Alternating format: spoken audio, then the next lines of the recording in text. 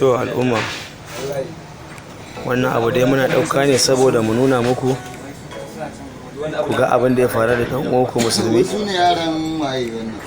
ku ga abin da ya faru da ɗan uwanku bahaushe daga garin Enugu nan cikin Atiza. Je dai muna nan dai muna zaune, haɗa da ya tashi mun dai bakin ƙoƙarinmu mun zo na hukuma kuma sun zo kuma suna goyon bayan 'yan uwansu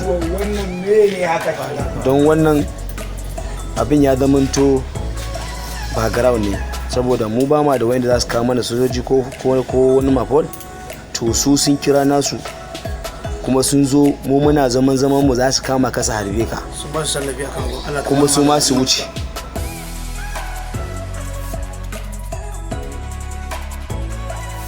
Dai a cikin mu Hausawa waɗanda suka ji rauni mutane sun kai 4 biyar, akwai kuma wanda kuma shi ya marasa ransa.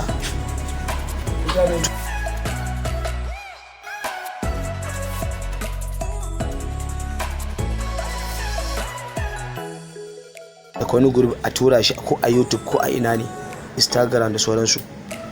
Wannan dan uwanmu ne, abokan sana'armu ne, mai suna Baban Sera.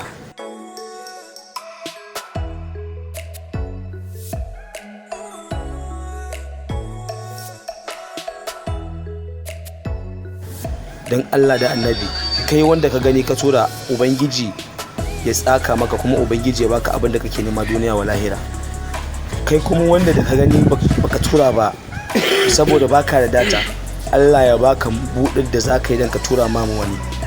Gabaki ɗaya mu sai mu taya junan mu addu'a ko albarkacin watan Ramadana.